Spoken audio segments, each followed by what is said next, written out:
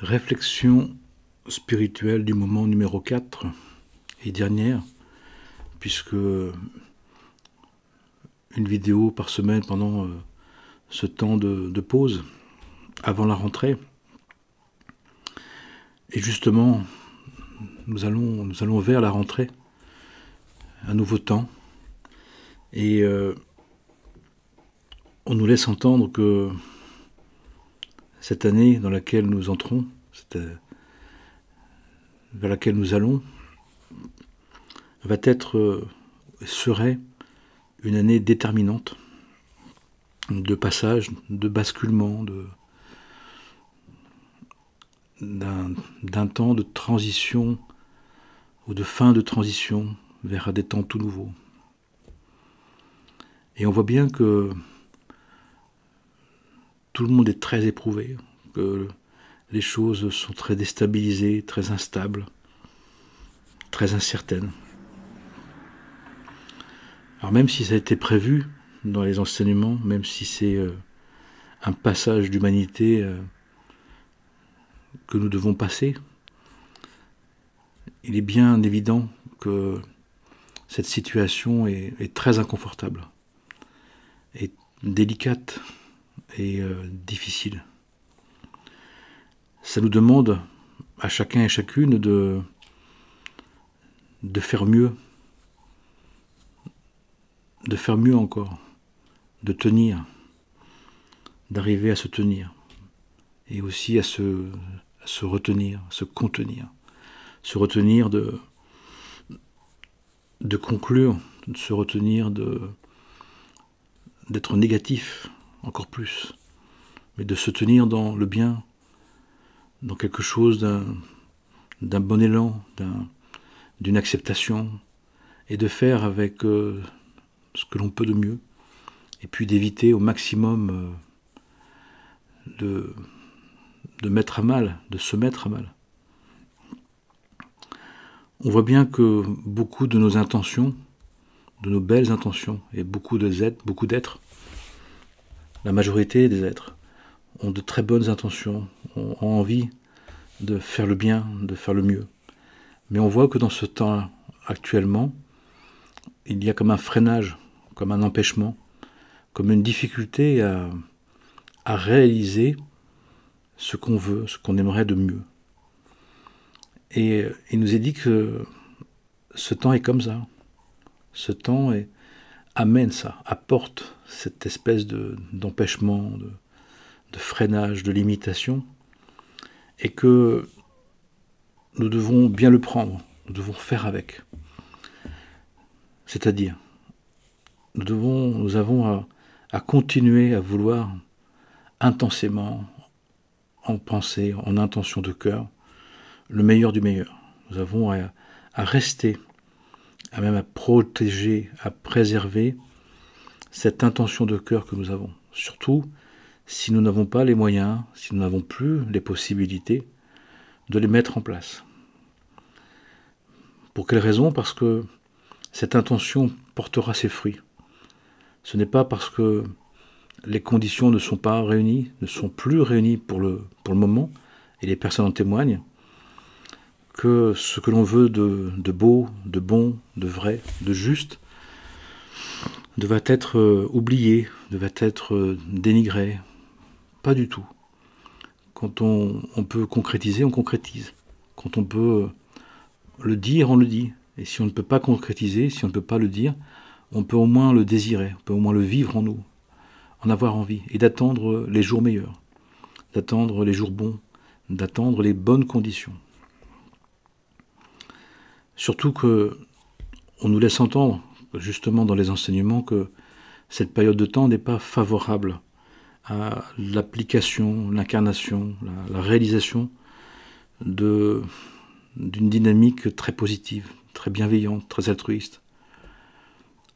Pour quelle raison, nous dit-on, c'est que nous faisons face tous, individuellement, collectivement, à des relents, à de l'ancienneté, des dettes, des reliquats, d'antériorité personnelle, collective, héréditaire de l'âme, qui ont besoin d'être traités, qui fait que ça fait des espèces de freinages, des espèces d'empêchements, des impressions de ne pas pouvoir accéder.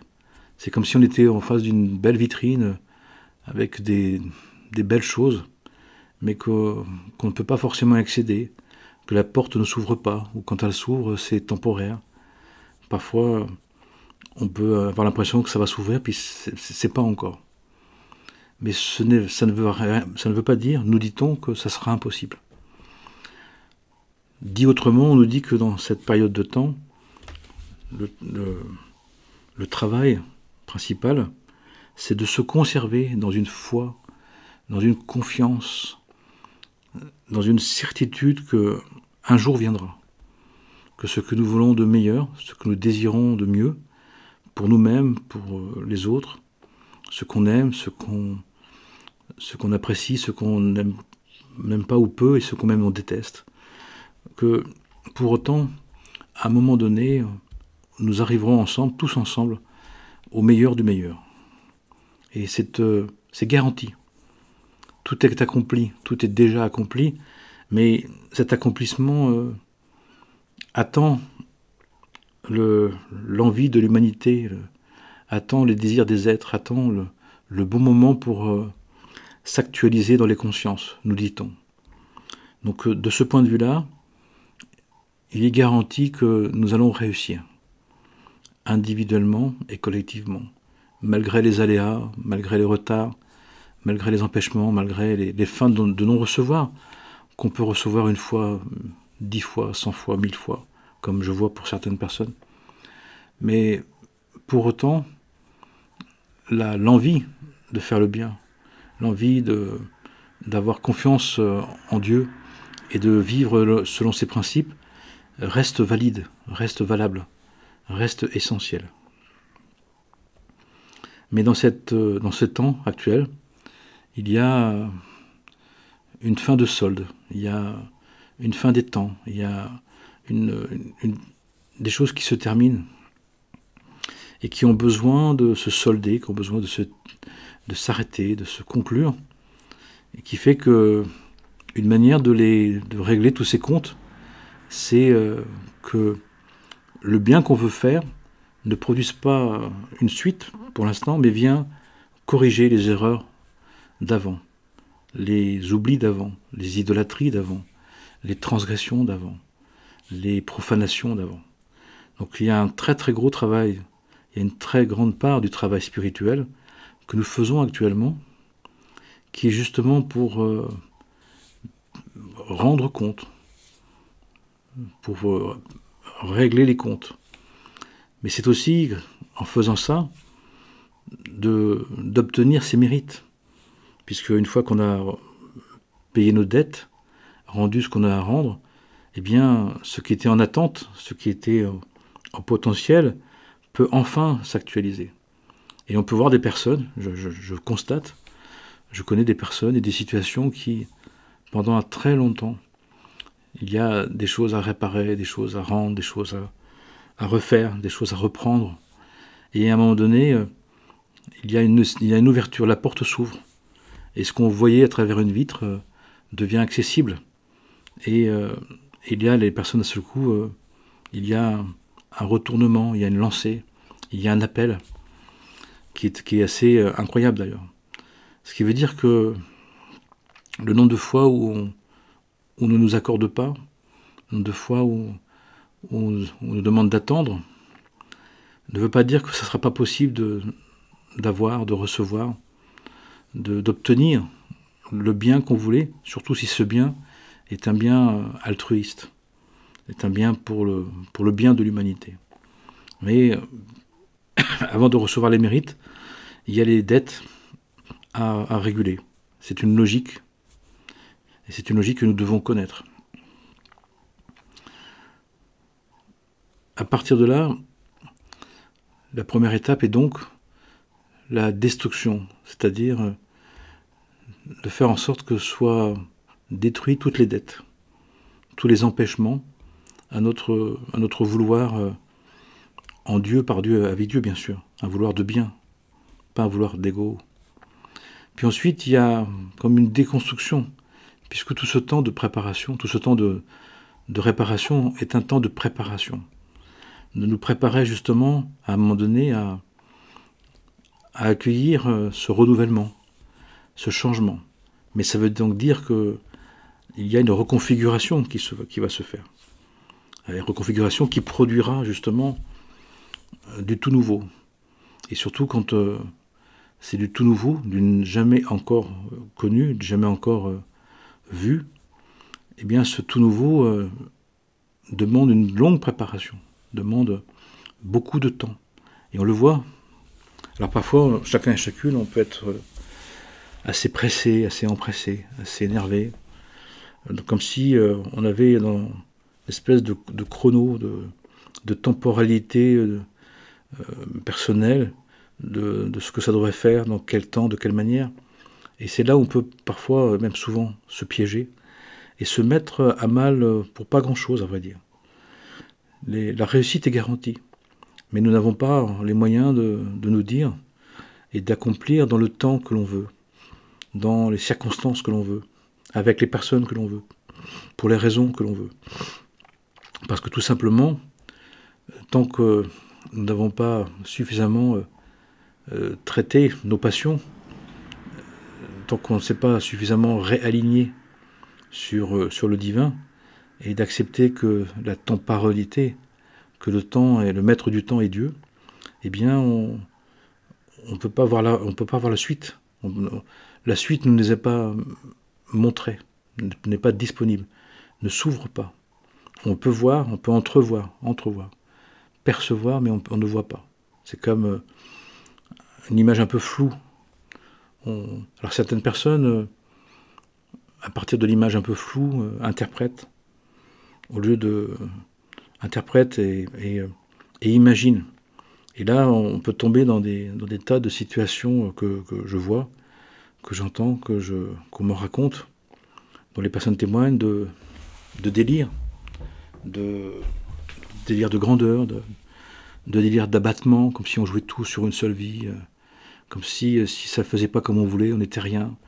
Ou alors, délire de grandeur, c'est qu'on veut quelque chose dans une dimension de réalisation, de concrétisation beaucoup trop grande.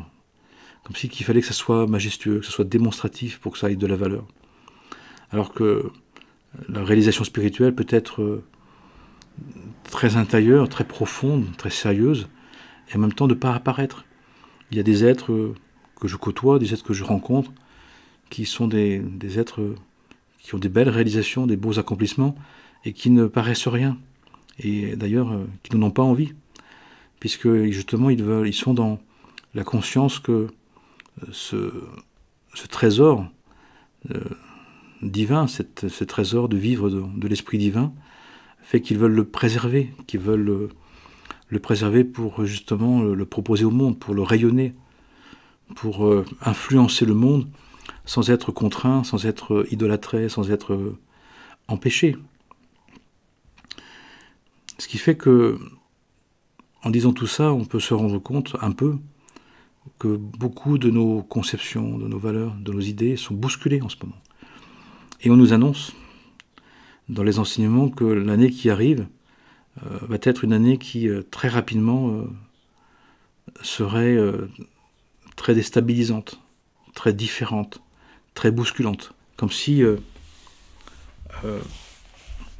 nous allons devoir terminer cette fin des temps et que ça doit se terminer d'une manière ou d'une autre. La meilleure des manières, c'est d'accompagner ce mouvement de destruction de l'ordre ancien, des idées anciennes, qui ont toutes leurs valeurs, mais qui sont devenues obsolètes. Ce qui veut dire que, très concrètement, dans notre vie, il y a pas mal de choses qui doivent changer, qui doivent se défaire. Que l'on doit accepter de quitter, mais aussi qui nous quittent, sans délai, sans retour, sans explication. Et on pourrait multiplier les exemples de situations où les personnes sont mises devant le fait accompli d'une décision, d'un changement, d'un choix qui s'impose. Quand c'est comme ça, c'est que c'est un historique de l'âme qui s'actualise et qui veut se terminer absolument, justement avant ces temps tout nouveaux. On ne peut pas y faire grand-chose, mais ce qu'on peut faire, c'est de l'accepter comme un cadeau, comme un accomplissement, comme un besoin de notre âme de se défaire d'illusions, on va dire, de racontages, pas forcément de mauvaises choses, mais d'idées, de principes, de conceptions, de projections qui avaient leur valeur, mais qui sont devenues obsolètes. C'est comme si, d'une certaine manière, dans la conscience ordinaire, individuelle et collective, on était un petit peu en retard, on était un petit peu décalé. On était encore un peu trop comme avant, alors qu'on nous demande de préparer l'après. Et donc dans ce temps-là, dans le temps actuel, on voit bien qu'on est poussé à bout, poussé dans nos retranchements, poussé à nous mettre à jour. Ce qui nous demande d'être très disponible à ce qui se passe, de faire avec ce qui est. Ça nous demande d'être dans une foi qui accepte que le divin prenne la main, qu'on n'ait pas forcément la main, qu'on ne puisse pas faire comme on veut, que les choses se passent devant nous, un peu sans nous, un peu sans notre autorisation, sans notre décision, mais elles se passent quand même. Et d'un point de vue spirituel, c'est tout à fait juste, c'est tout à fait nécessaire, c'est tout à fait voulu, et en accord avec notre âme divine, mais souvent au détriment ou dans l'ignorance ou l'inconscience de notre âme animale, de notre personnalité, qui elle a tendance à être un peu standard, un peu traditionnaliste, un peu arrêtée, un peu fixée, un peu figée, et c'est elle qui souffre. Combien de personnes ont des conceptions religieuses, familiales, relationnelles, professionnelles, qui ne sont pas ce qu'ils vivent, et qui font que ce qu'ils vivent, ils le vivent mal, alors que nous sommes dans l'incarnation, et nous sommes là pour justement vivre ce qui est possible, ce qui se produit, ce qui s'incarne. Mais ce qui s'incarne, ce qui se passe, n'est plus forcément ce que l'on voulait. Notre conscience ordinaire n'a plus forcément les moyens, notre conscience personnelle n'a plus forcément les moyens en quelque sorte d'obliger les choses, de les vouloir, de les gérer, de les décider. Il y a une autre dynamique, il y a des choses qui s'imposent, il y a des situations qui s'imposent, qui font partie aussi de notre projet, mais qui ont été oubliées, qui ont été mises de côté parfois pendant très très longtemps. Et très très longtemps pour notre âme, mais aussi très très longtemps dans notre héréditaire. Puisque quand on honore nos parents, on doit honorer nos parents, c'est un des 10 commandements, c'est d'honorer aussi la charge héréditaire qu'on est venu assumer pour les soulager. Et qui fait que parfois il y a un biais héréditaire, des conceptions héréditaires, des points de vue qu'on entretient, que l'on conserve, et qui ne peuvent plus être modifiés. Avant, on pouvait le modifier pour s'adapter. Mais là, on ne nous demande pas de modifier une énième fois un point de vue, on nous demande de le quitter, d'en terminer. Mais d'un degré, dans une dimension, dans une proportion qui peut être très très grande. Et je vois des êtres qui sont confrontés à des changements de vie, des changements de conception de vie, de manière de voir les choses, qui est très très grande. Et qui finalement nous confronte à un peu des standards, des habitudes, des obligations qu'on s'est données, qui nous empêchent un peu trop même, d'accepter les choses comme elles sont. Alors que le principe du réel, le principe de ce qui est comme c'est, est un grand principe de vie spirituelle, de faire avec le réel, d'arrêter de vouloir le changer, le modifier, le former à notre idée des choses, mais de l'accepter comme une interpellation, comme une visitation de l'Esprit Saint, comme une possibilité de devenir. Mais on nous dit aussi que ce devenir est tellement tout nouveau que notre avenir, que ce qu'on était, n'arrive plus de soi-même à l'accepter, à le vouloir, à le désirer. Et donc on est tous un peu surpris, tous un peu malmenés, tous un peu bousculés par ce qui se produit.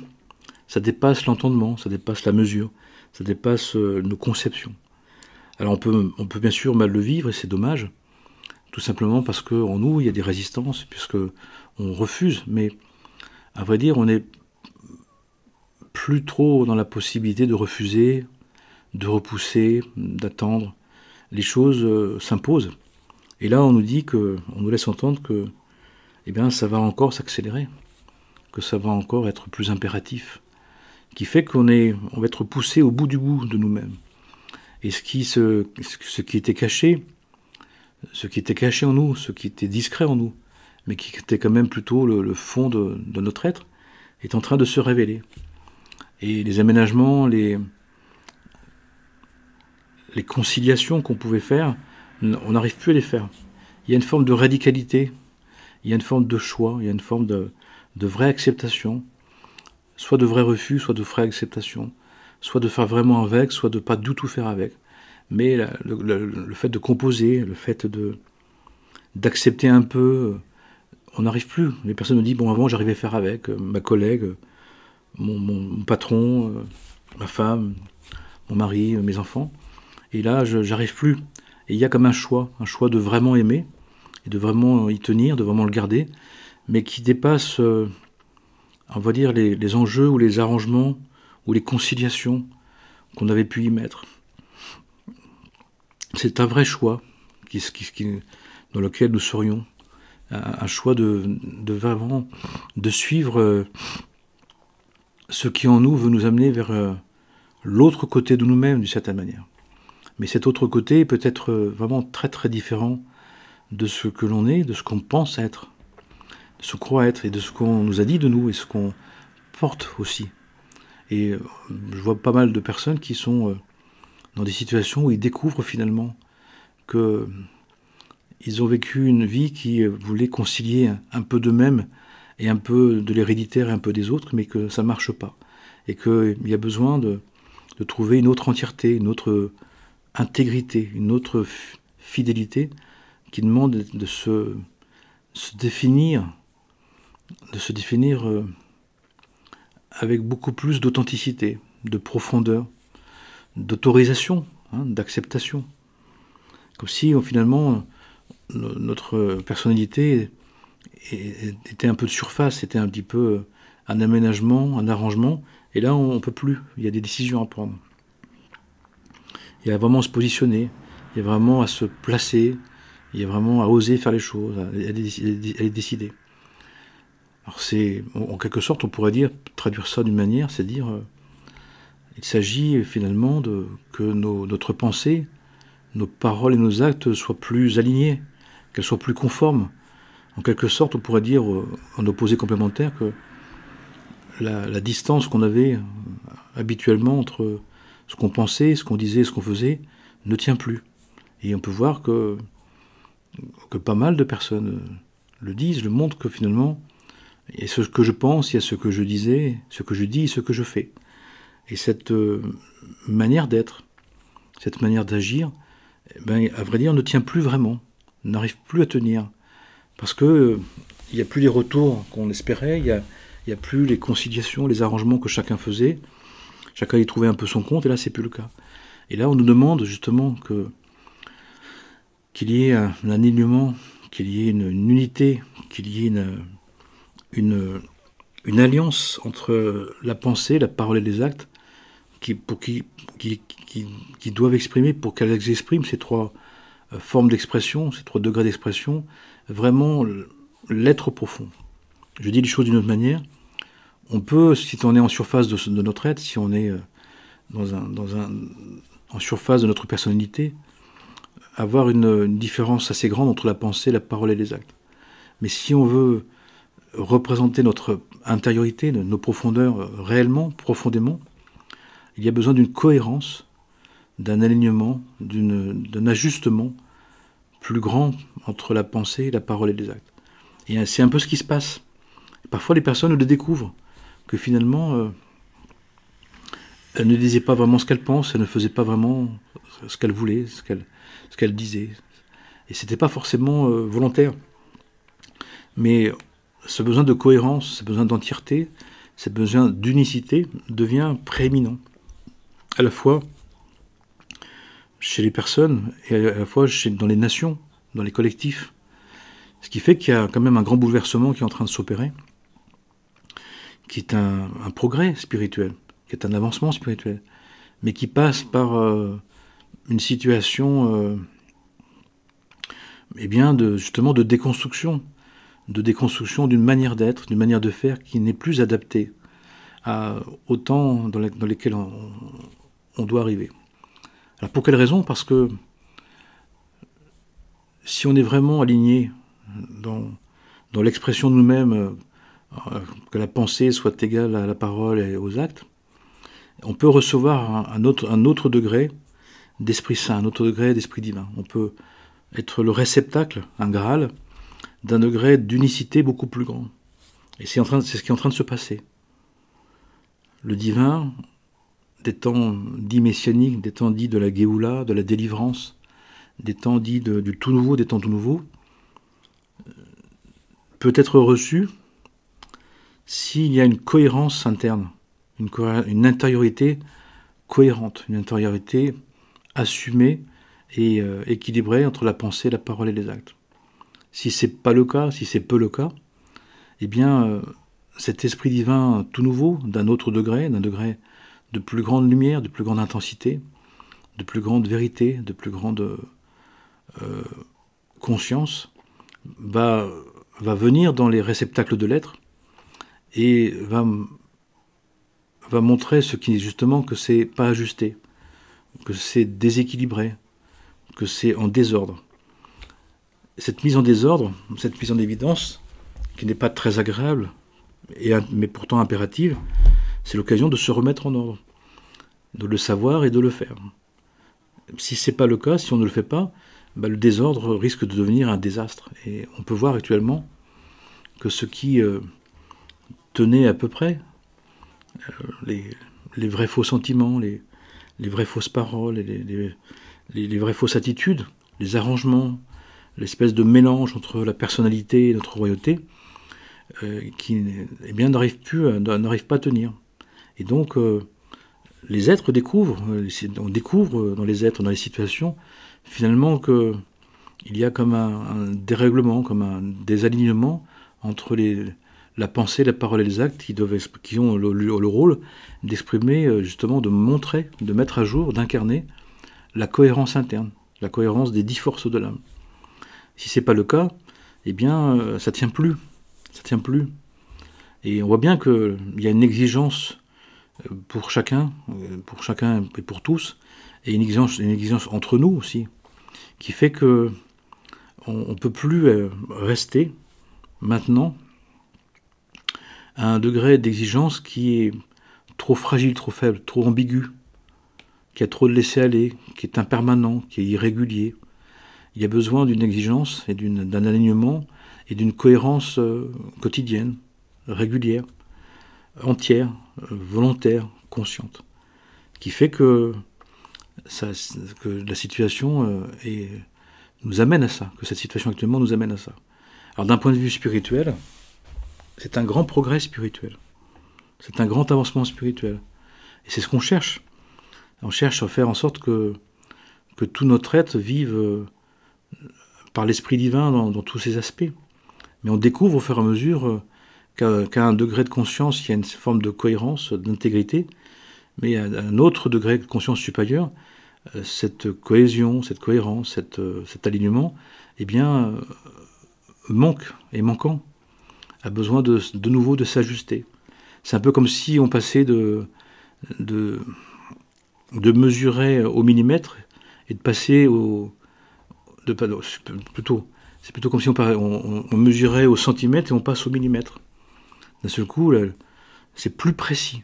Et quand c'est plus précis, l'alignement, la régularité, l'engagement, la quotidienneté eh bien, doit se conformer aux lois divines plus précisément. Ce qui veut dire aussi que c'est une invitation pour chacun et chacune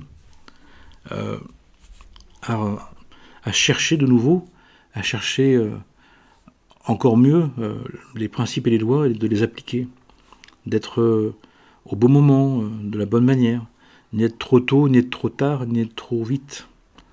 Ce qui fait que c'est aussi de retrouver le bon timing divin.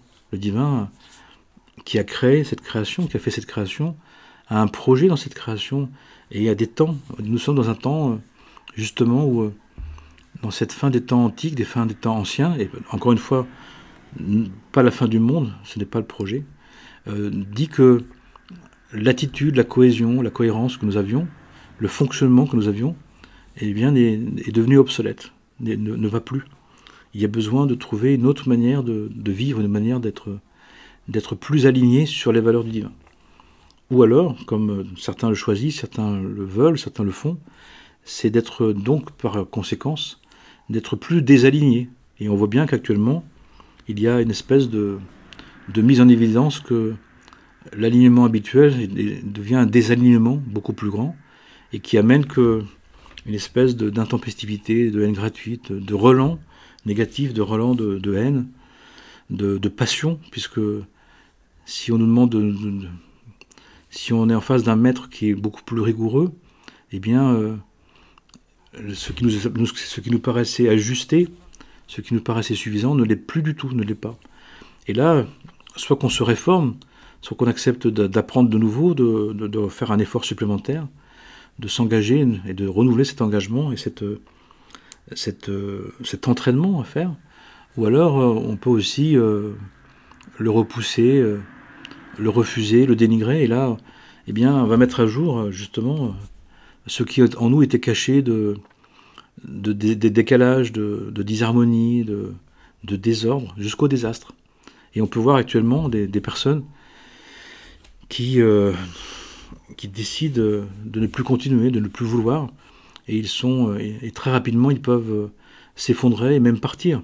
Et on peut s'attendre, nous dit-on, à des départs inattendus, nombreux, de personnes qui n'en pouvons plus, ne souhaitant plus, n'y croyant plus, parce que la cohérence qu'ils avaient réussi à trouver, la belle cohérence, la belle croyance, s'effondre, ne tient plus, parce que l'exigence est plus grande.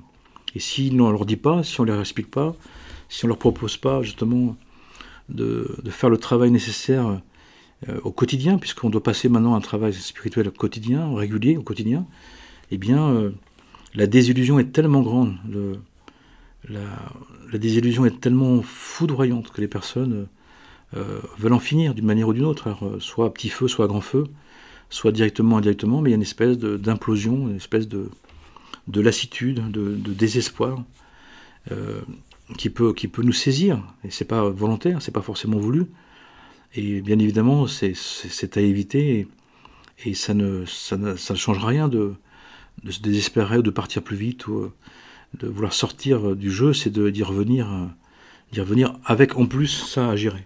C'est le refus à gérer, mais bon, ça fait partie aussi de possibilités, mais qu'on doit à tout prix éviter, nous dit-on, de toute manière. Donc tout ça pour nous dire que nous sommes dans des temps très particuliers, dans des temps où il y a une crainte d'un abîme, il y a la crainte d'une course à l'abîme, d'une course à l'effondrement, parce qu'il y a une forme de désorganisation, de désorientation qui peut amener à de l'entêtement, qui peut amener du refus, refoulé, alors qu'il s'agit juste, à vrai dire, d'accepter que l'exigence spirituelle, que l'exigence d'alignement spirituel, de travail spirituel, est d'un degré plus important, qui doit amener à des changements. Ça veut dire, c'est comme quelqu'un qui tombe malade et son médecin lui dit maintenant, vous ne pouvez plus exagérer comme avant, vous ne pouvez plus vous laisser aller comme avant, vous devez faire plus attention, vous êtes plus raisonnable, vous raisonnez, vous replacez. Spirituellement parlant, c'est la même chose. Donc à vrai dire, tout ce qui se passe est en train de détruire un niveau de conscience individuel et collectif. Et comme c'est général, ça paraît pour certains apocalyptique ou terrible, même si c'est dur, bien sûr. Mais c'est un changement de conscience, c'est un changement de niveau de conscience. C'est un changement, c'est une étape de conscience vers une autre qui demande une plus grande exigence, une plus grande application. Plus grande, c'est pas forcément beaucoup plus, mais c'est mieux. C'est plus impliqué, plus conscient, plus volontaire, plus quotidien, plus régulier. La régularité quotidienne est fondamentale. C'est aussi de retrouver dans son travail spirituel la structure traditionnelle, la structure ontologique de travail de la connaissance de Dieu, de soi, de la vie, des principes, des lois, des principes. Je ne suis pas venu abolir, mais accomplir les principes et les lois. C'est de travailler sur la notion de la logique, d'être dans le bon sens. Est-ce que je suis logique dans mon travail? Est-ce que j'ai du bon sens? Est-ce que j'applique bien les choses? Est-ce que je suis cohérent? Est-ce que je sais prendre soin et défendre la vie? C'est aussi d'être moral. Et la notion de bon sens, du bon sens, c'est aussi la prière, l'étude, la prière. La morale, c'est lié aussi au témoignage, de témoigner authentiquement, avoir capacité d'être authentique, d'être fidèle à son intériorité, de ne pas jouer de la surface.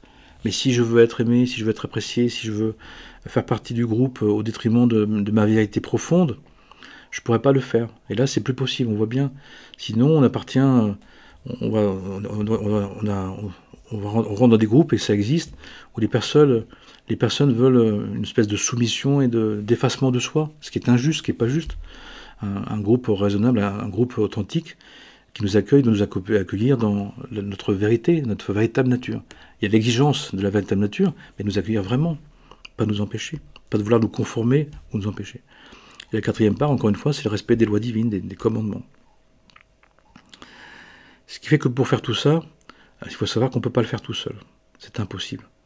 On a besoin d'aide, qu'on a besoin d'entraide, et qu'on a besoin de solidarité, qu'on a besoin de promouvoir justement une alliance, de renouveler l'alliance. Donc on peut, dans ce sens-là, renouveler l'alliance, c'est de se rappeler de la première, c'est de renouveler la première. La seconde n'est pas une autre. La seconde alliance, c'est l'alliance qui se renouvelle. C'est un renouvellement. Qui fait que ça veut dire aussi de revenir, comme la notion de repentance, c'est de revenir, de retourner vers ce que l'on est profondément. Et parfois, on a pu oublier qui on est. On a pu vouloir être pour faire plaisir, pour trouver la reconnaissance, trouver de l'amour. Puis finalement, ça s'est mis au détriment de nous-mêmes, notre référentiel profond, de nos valeurs profondes. Et là, les situations nous poussent tellement à bout, et on voit les êtres, que les personnes, comme ils disent, comme j'ai plus rien à perdre, comme je n'ai plus rien à gagner, eh ben je peux vraiment être moi-même. Ben oui, il a fallu, pour certains, et même peut-être pour beaucoup, que la situation soit tellement difficile, impossible, insupportable, que émerge enfin la vraie nature des êtres, la vraie nature de qui on est. Comme si finalement on avait joué un personnage, et ce personnage, n'étant plus intéressant, n'étant plus, n'obtenant plus grand-chose, peut se permettre maintenant de dire j'enlève le masque, je me démasque. Et c'est l'occasion de le faire ça, d'oser se dire en réalité. Parfois, cette mise à jour de la nature profonde se fait dans un temps de dévoilement, de révélation inattendu. Parfois, c'est l'entourage qui dit mais je peux plus te supporter comme tu es, comme tu fais, comme tu agis, comme tu te proposes. Et la personne au départ le prend mal parce que de cette manière, je l'ai fait aussi parce que tu me l'as demandé ou tu m'as laissé faire. Et puis là, la personne dit non, mais j'ai besoin d'autre chose.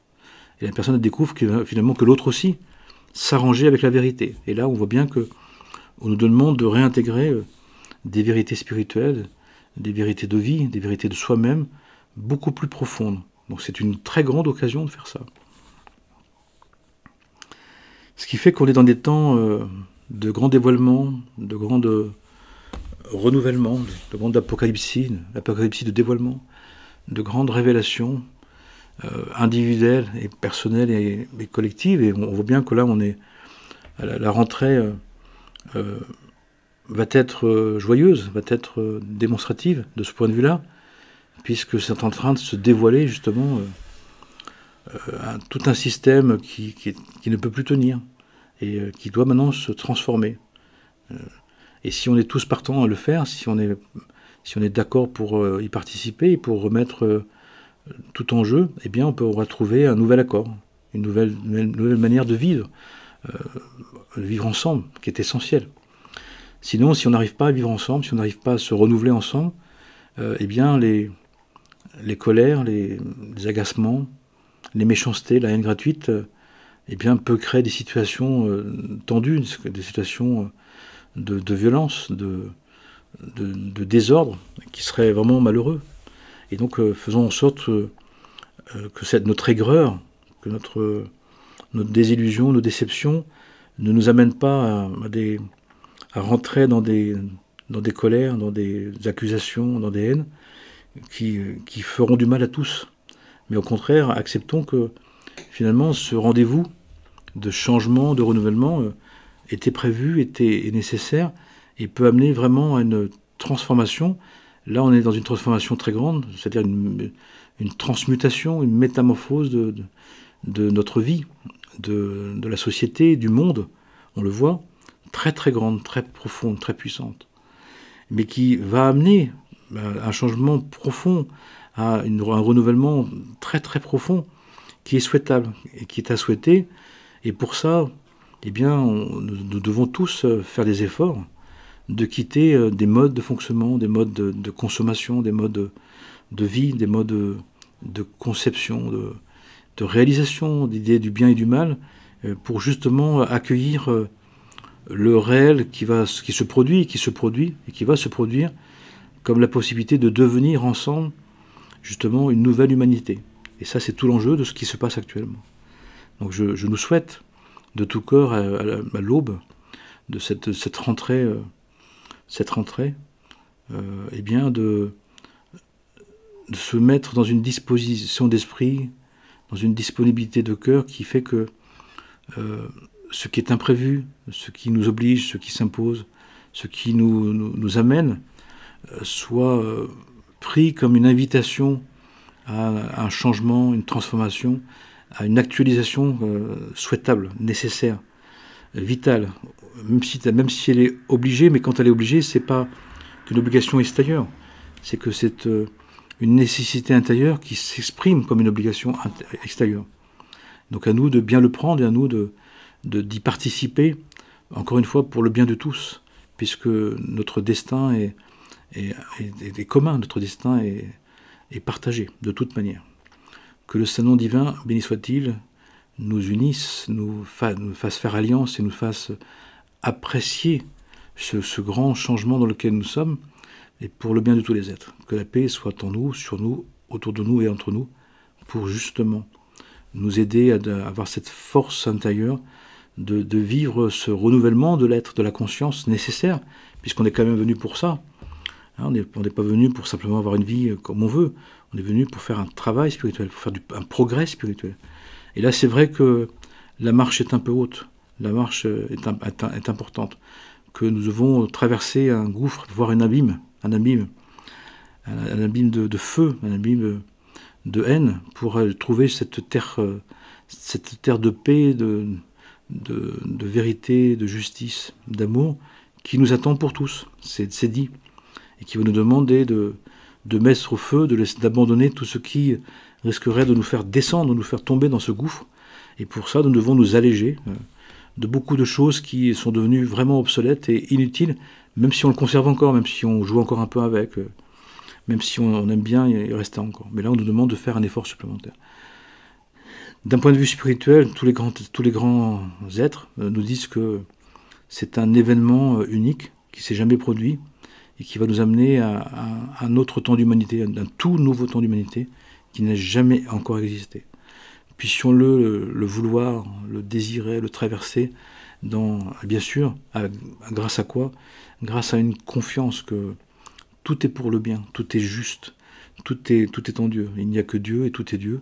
Et même si on ne comprend pas, et surtout si on ne comprend pas parce qu'on ne comprend plus, eh bien, de garder cet amour et cette confiance en la volonté divine qui nous conduit assurément, de toute façon. Amen et Amana.